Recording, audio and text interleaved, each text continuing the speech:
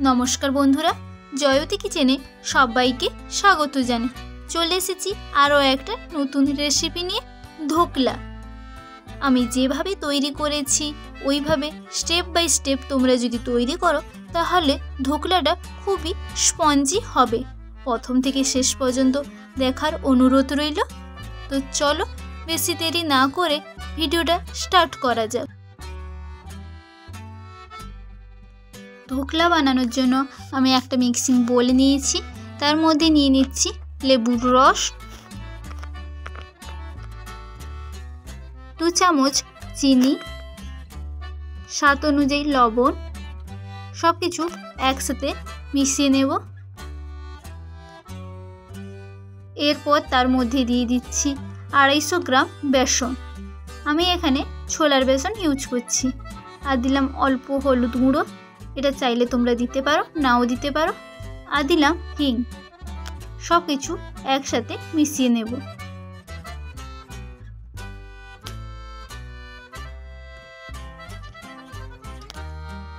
এর মধ্যে দিয়ে দিচ্ছি জল দিয়ে এটা মাখাতে থাকবো। একেবারে প্রথমে বেশি করে জল দেব না, এটা পাতলা হয়ে যাবে। অল্প অল্প জল দিয়ে একটা থিক ব্যাটার তৈরি করতে হবে। সব কিছু খুব ভালো করে একসাথে মিশিয়ে নেব।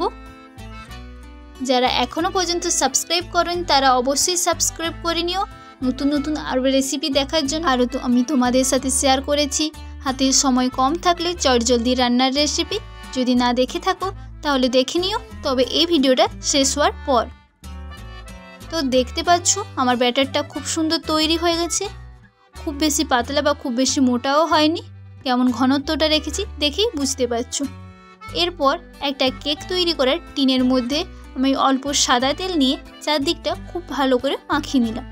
তোমাদের পাশে যদি কেক তৈরি করার টিন না থাকে যে কোনো স্টিলের কৌটো নিতে পারো। এরপর ওই ব্যাটারের মধ্যে আমি দিয়ে দিচ্ছি 1 প্যাকেট ইনো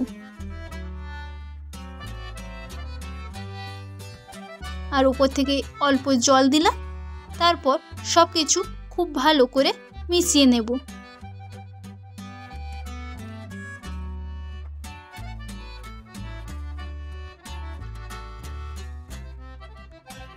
এরপর ব্যাটারটা আমি ওই কেক টিনের মধ্যে ঢেলে নিলাম, হালকা ড্যাব ড্যাব করে নিলাম। তারপর কড়াইতে স্ট্যান্ড বসিয়ে তার ওপর ধোকলার ব্যাটার বসিয়ে ঢাকনা দিয়ে দিলাম। 30 মিনিট পর দেখাচ্ছি। একটা কাঠির সাহায্যে দেখব কাঠির গায়ে লেগে নেই, অর্থাৎ আমাদের ধোকলা তৈরি। এরপর এটাকে তুলে ঠান্ডা করে চারদিকটা ছাড়িয়ে নেব। ছাড়িয়ে নিলে ধোকলাটা খুব সুন্দর বেরিয়ে আসবে। দেখতে পেলে ধোকলাটা খুব সুন্দরভাবে বেরিয়ে এলো। এরপর এটা আমি আর একটু ঠান্ডা করে নেব। ঠান্ডা করে এটা আমি চৌকো চৌকো সাইজ করে কেটে নেব। তোমরা যেমন পারো সাইজে কেটে নিতে পারো।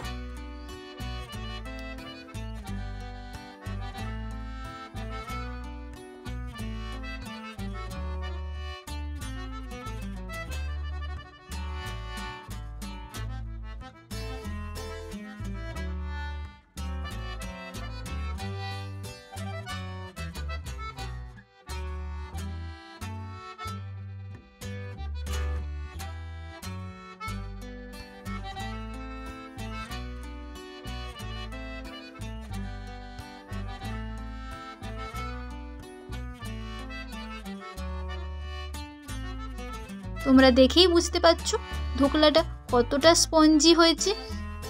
এরপর একটা তাওয়াতে আমি সাদা তেল দিয়ে 2 চামচ কালো সরষা দিয়ে দিলাম। তার মধ্যে 4টা কাঁচা লঙ্কা, কিছু কারি পাতা আর অল্প হিং দিয়ে ভেজে নেব। হালকা ভাজা হয়ে গেলে এর মধ্যে দিয়ে দিচ্ছি 2 কাপ পরিমাপের জল দেওয়ার পর এর মধ্যে দিয়ে দিচ্ছি 2 চামচ চিনি আর অল্প লবণ। সব কিছু দিয়ে 5 থেকে 6 মিনিট আমি এটা ফুটিয়ে নেব।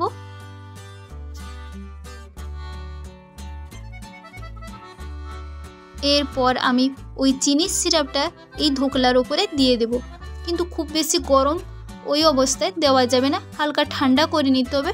ঠান্ডা করার পর ধোকলার ওপরে দিতে হবে। ওপর থেকে ধনেপাতা কুচি ছড়িয়ে দিলাম। তোমরা চাইলে এখানে নারকেল কুচিও দিতে পারো। ধোকলা কিন্তু অলমোস্ট ডান।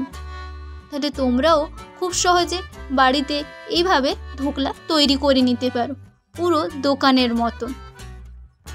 খুব সহজে দোকানের মতন নরম তুলতুলে স্পঞ্জি ধোকলা। তো এই ছিল আমার আজকের রেসিপি। তোমাদের কেমন লাগলো অবশ্যই জানিও। ভালো লাগলে লাইক, শেয়ার, সাবস্ক্রাইব করে পাশে থেকো। আবারও দেখা হচ্ছে নতুন একটা রেসিপি নিয়ে নেক্সট ভিডিওতে। Thank you.